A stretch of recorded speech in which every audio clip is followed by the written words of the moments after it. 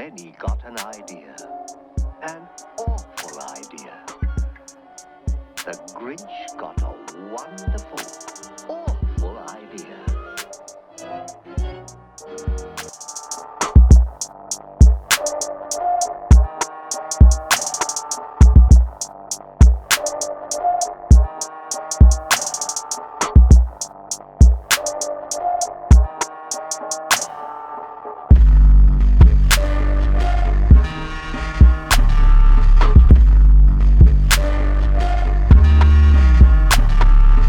Hey everybody, it's your favorite hood golf entrepreneur, Brent Bazaar, and I'm here with another video. First, I wanted to say, off the rep, I just want to say thank you so much to everybody who watched my last video of my husband shaving my head. I did not expect it to blow up like that, but it did, and it's still going. So I just want to say thank you so much for your support.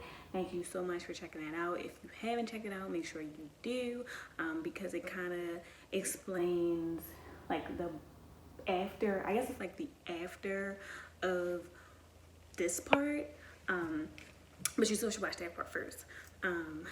But I was gonna wait to shoot this video, but I just came back from a wedding of one of my friends from college, and just seeing her with her new husband and just seeing the happiness. Look at my nails, they look crazy. I'll explain those too. But seeing the happiness of her and like her new husband and just being surrounded by so much love in that room. And it's so funny because I didn't really know anybody there. It was just me and my daughter. We went together. My husband had to work, but just being around people that clearly loved her and loved them so much, it put me in a really good space, and it made me want to come home and shoot this. So this is what I wore today. This is actually a anniversary gift. I think it was anniversary. It was a gift for my husband, and it's like a dress I really, really love. So I put that on, and I actually decided to wear my head out and just get comfortable with being bald, like bold. So yeah, this is how I look today. I think I had on like some lip gloss earlier, but this is pretty much the whole look. And so now I'm home and I'm sitting on the floor in my house. I'm sitting on the floor wrapped in a blanket because my heat is off and it's cold and I have the anemias. So, but yeah, so I wanted to discuss why I shaved my head. Why Pedro shaved my head. And a lot of what I'm getting ready to say, he doesn't even really know. The person who probably knows the most is my mom, and she really found out after, when I was starting to get better. So this will be pretty much new information to everybody, but I wanted to share this because I believe in transparency, and I didn't want it to be one of those things where, oh, clickbait, like you see her shaving her head, she's just doing it, like she's just doing it. Like, no, I really didn't have a choice to whether or not. So the reason I had to shave my head was because, let's take a step back. Last year I was diagnosed with panic disorder. And what panic disorder is, for me at least, is that I have really, really bad anxiety. Sometimes it becomes crippling anxiety. It becomes to the point that I can't do day-to-day functions because I'm just so overwhelmed by what is going on around me and what is going on, just anybody, anything. It's just a lot for me. How in the way I get really, really overwhelmed. That is heightened often by social settings and social interactions. So for me, whereas though normal interactions, people get really excited about hanging out with people and stuff, I'm excited about it, but I also have a slight feeling of dread about it. I have a feeling like, oh, what if this doesn't go well? What if this is like not a good thing to happen? you know, I just have a small sense of anxiety about hanging out with people. And it doesn't even matter who it is. I have small amounts of anxiety about hanging out with my own family. So it's not based on new people, based on certain kind of people. Like, it's just across the board. And honestly, I've always been like that. Talking to my mom, I found out that I was a pretty anxious kid. And so I just thought it was normal. Just thought that's who I was. But as I've gotten older, mainly around college time, well, no, high school is when the panic attack started. So I had my first panic attack, and I remember exactly, it was the dumbest thing. It was this guy that I liked, and we were all in class, and I found out he liked somebody else, and I had like a horrible panic attack. It was really stupid. Like, but at the time, you know, you feel like you're in the world is dying, high school loves, high school crushes, or whatever, just like all those tit for tat things. And I had a horrible panic attack outside by the lockers. And at the time I didn't know what it was, but it was what it was. And as I got older, I started to learn what panic attacks were. I started to understand that I do suffer from panic attacks. And I still didn't know about how bad my anxiety was, but I knew that I did have panic attacks. And I would have them a lot.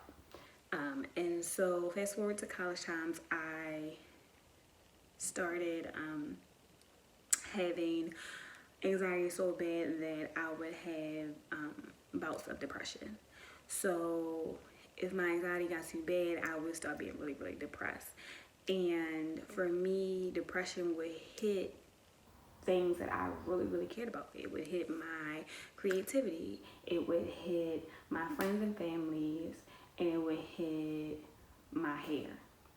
So, creative wise, I wasn't able to do anything. I wasn't able to create. I wasn't able to draw. I wasn't able to do anything that makes me happy and that relieves some of my anxiety. I had a crippling fear of doing anything creative because for me, it felt like, and it feels like, why are you even trying to do this? You suck at it. Like, you're not good at it. Like, it doesn't matter if anybody is saying to you, I'm telling you, you suck at it. And so, is that a crack? Was that a crack? No, it's on my camera. It's annoying. But, so then if it's not that, then it's my family and friends, and I kind of distance myself from them. I don't want to be a burden, or I can't really explain what's going on with me, so I just choose to be quiet and distance myself. And then my hair, I tend to bleach and dye my hair a lot. I've done that since 2013 is when I got my first highlights, and then from there it kind of just catapulted to me wearing different colors. Like, that is just my thing. I love colors on my hair. It's probably the most color that you'll see me ever wear, unless it's something my husband got me or somebody got me, because I'm gothic and I enjoy black and dark tone stuff. Like, that's my thing. So my hair is where you see most of my colors. But when I'm dealing with my bouts of depression, I don't take care of my hair. I don't take care of it at all. And it gets matted. I don't wash it, or I don't detangle it. I wash it, but I don't detangle it, or it just goes south. And so for years, I have struggled with bouts of depression. It gotten so bad that my hair suffered, and I would just cut it.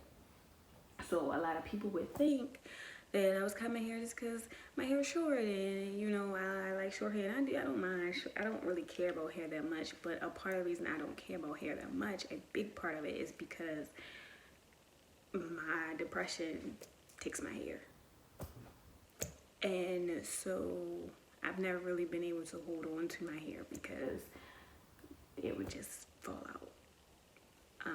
And it didn't matter, like, even if I didn't dye my hair, even if I didn't bleach my hair, because I've had instances of depression where my hair was completely 100% natural, nothing happened. I've never done anything to it, but it tends to run in my family that when we're stressed, we lose hair on this areas and up here. And so when I would get out of my depression, I would go to comb my hair or brush my hair or do anything to it, I could just see clumps and clumps falling out. And so I would just cut it.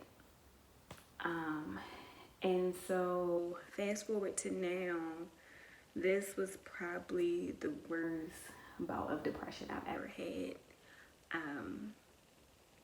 And I've been in it for months, and it was pretty bad, and it was pretty bad. And I think what makes it bad for me is that I'm pretty functional when I'm depressed. I was in weddings, I hung out with family, I laughed, I post videos, I spent time with my children, I cooked dinner, I did all those things, but I was severely depressed, severely. So much so that I would wait until everybody was asleep, and then I would go and I would lay in the bathtub, just lay there, balled up, because that was just the most security I had. It was the most secure I felt.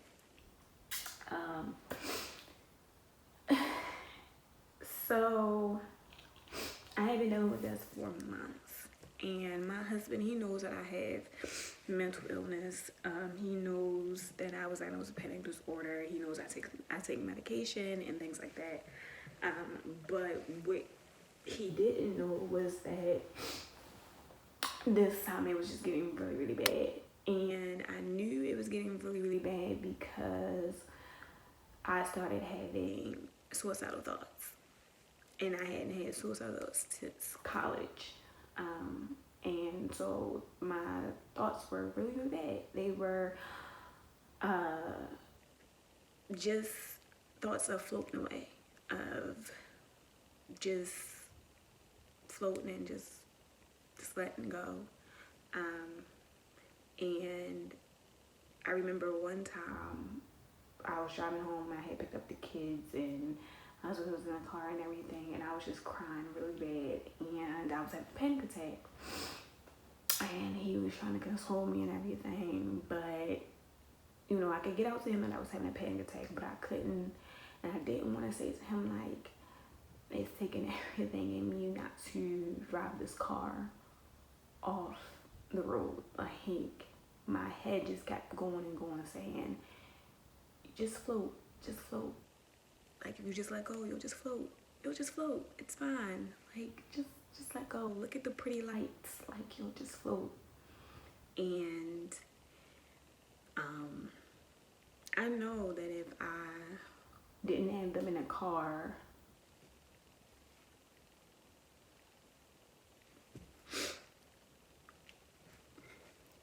I wouldn't be here today.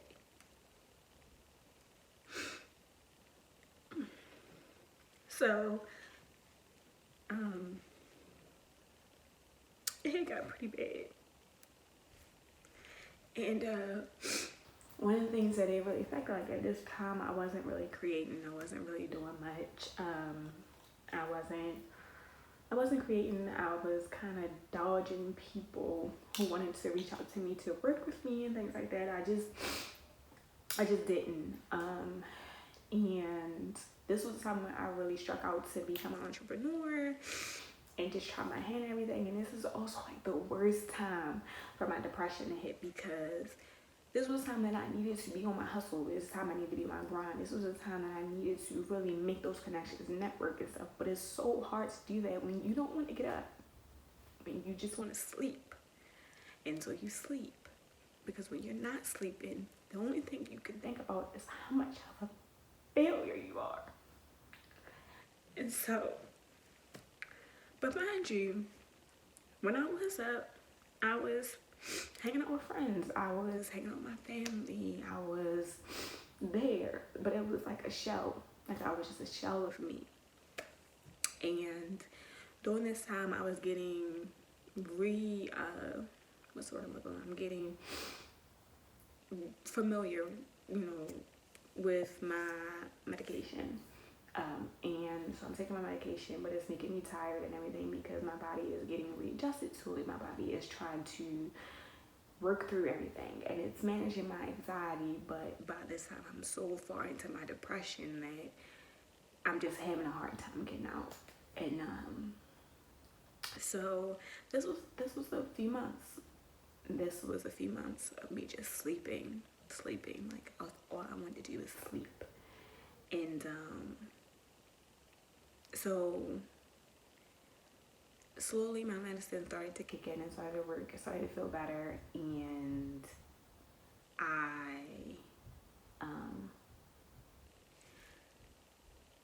went into the bathroom and looked at myself.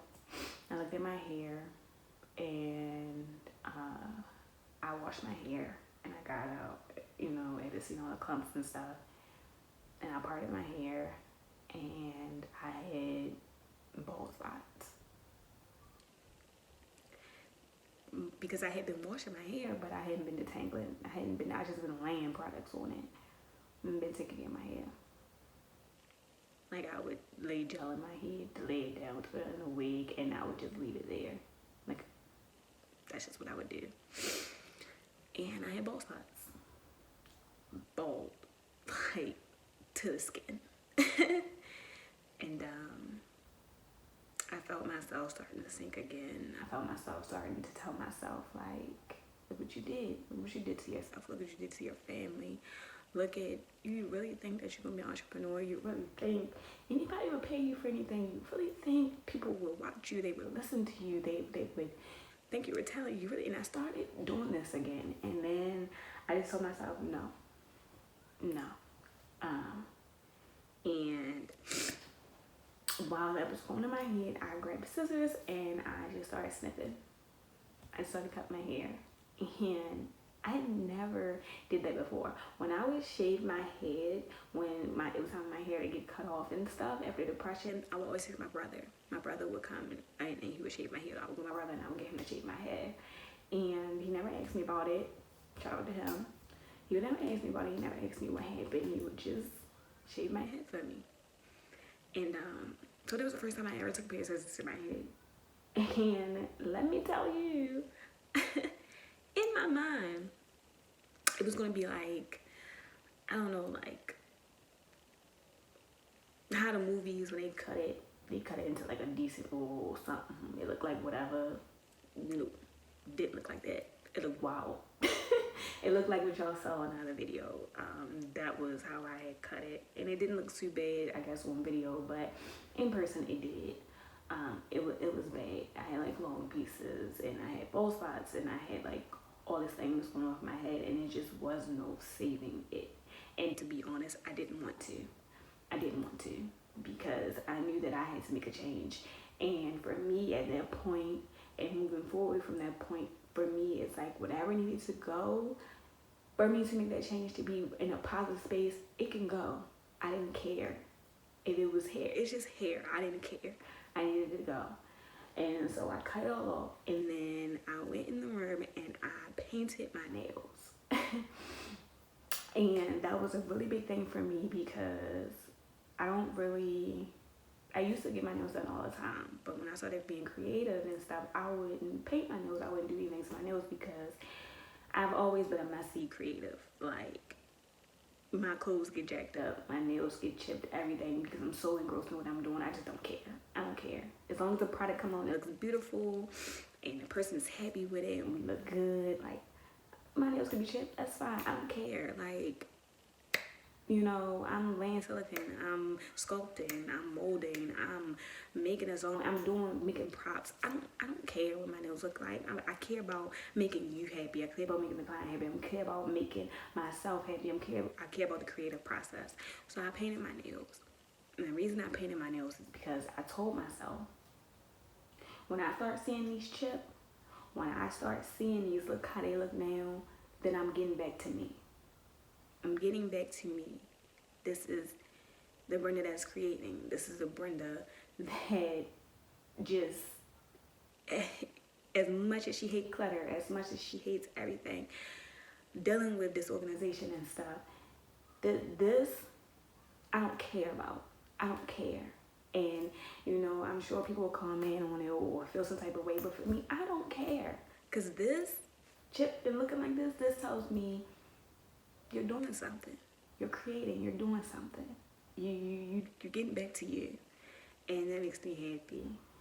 And so I just wanted to tell you guys that. That was why I shaved my head. I shaved my head because depression took my hair.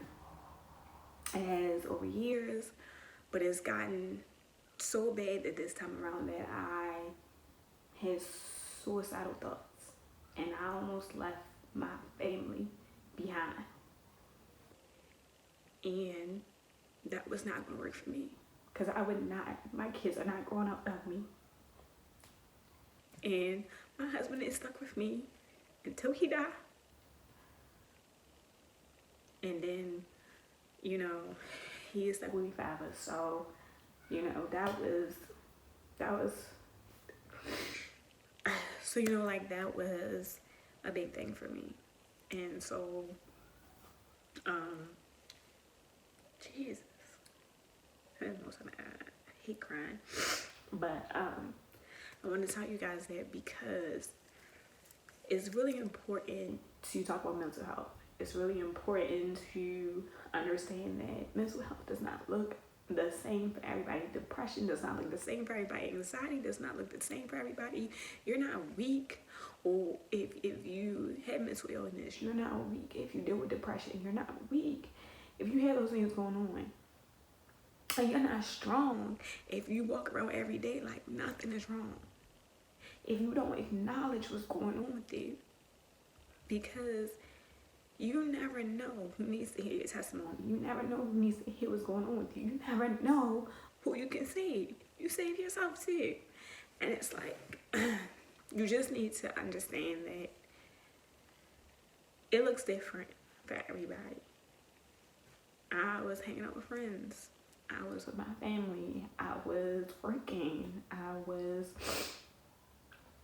worked with clients on Halloween. Deep in depression. I laughed. I smiled. I did all of this deep in depression.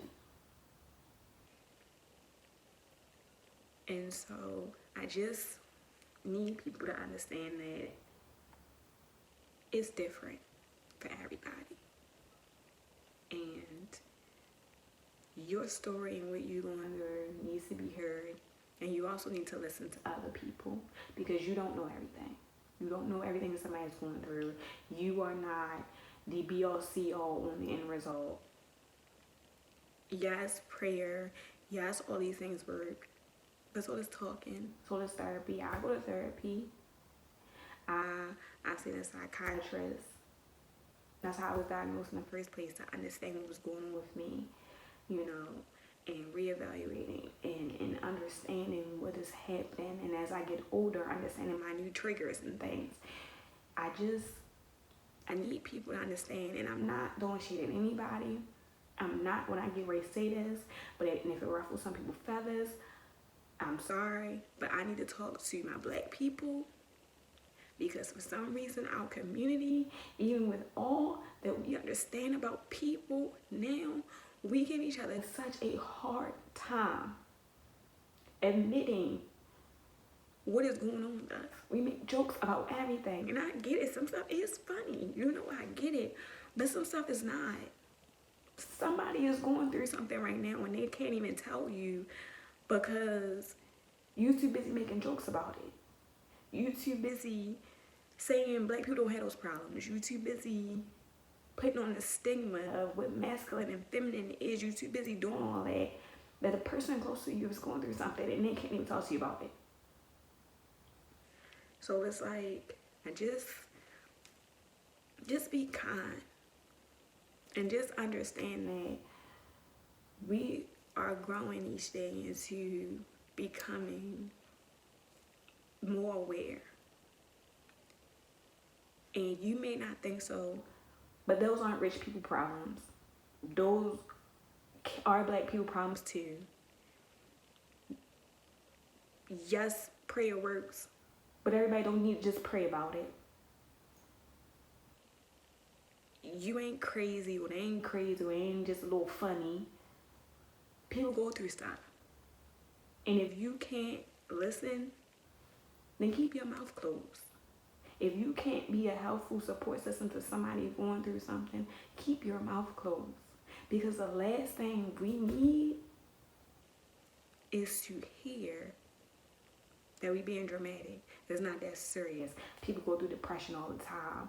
My depression almost killed me. It almost killed me. And I have an amazing support system who understand all of this stuff. And even if they don't understand me in particular, they love me and they empathize with me, and they register that this is real stuff. And I still was so far gone that I almost ended my life. So imagine somebody who doesn't have that. So if there's anything I can say, anything you watching this, you know, just be mindful of the stuff that you say out your mouth. Just be mindful of the stereotypes and stigmas you place on people in certain things. And just beyond everything, just take care of yourself. Moms, dads, women, men, just take care of yourself. Whatever race, color, take care of yourself, because mental health is important. It is so important. And it will have you out here losing everything because you feel like you have nothing when you have everything. So that's all I wanted to say. That's probably the most emotional video you'll get out of me. If you're still here and you have a testimony, I would love to read it. I'd love to hear about it. But yeah, that's it. Like, I really feel a lot better. I really do. I don't even know who's gonna watch this. Probably nobody. But I feel a lot better. Like, I really do. So thank you for allowing me to get that off my chest. And I just want you to know that I am not 100%. I'm not coming in here talking to you because I'm 100%. No. But I'm getting better. I'm getting better every day. I'm not going anywhere. I'm here. I'm not going anywhere. So, see you guys in the next video. And if nobody told you I love you, I do. I love you.